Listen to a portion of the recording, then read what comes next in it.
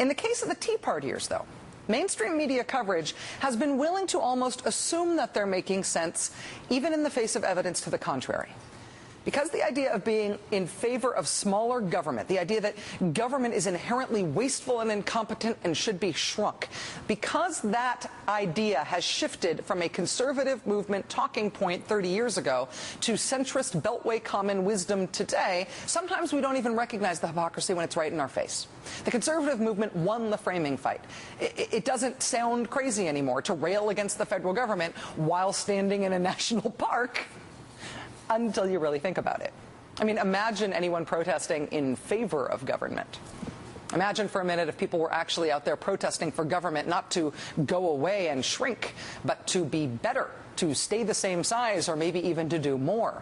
Imagine if people were protesting against cuts to government that were going to hurt their quality of life. It might not get as much airtime as the Tea Party anti-government protests, but that is, in fact, some of what's going on out there in America right now.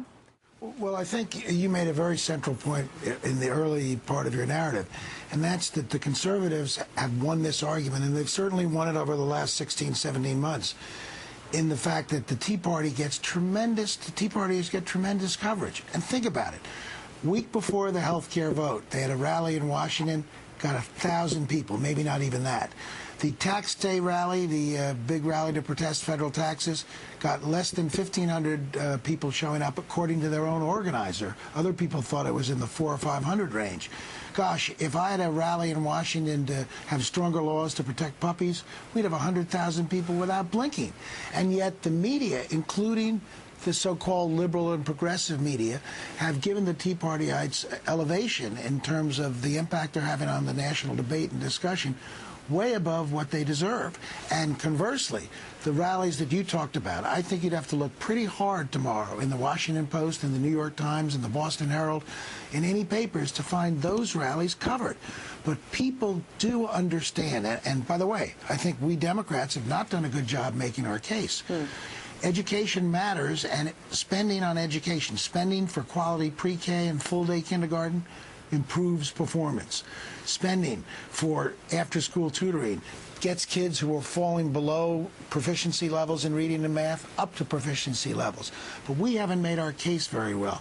We Democrats, I think, are responsible in part for losing this debate over the last 16 or 17 months because we've been unable or unwilling to speak about, or afraid to speak about, what we believe in. That government, effectively managed and effectively implemented, can make a real difference in changing the quality of people's lives and creating opportunity for people. So I think we bear some of the blame, we Democrats, and we ought to get off our duffs and start speaking about what we believe in.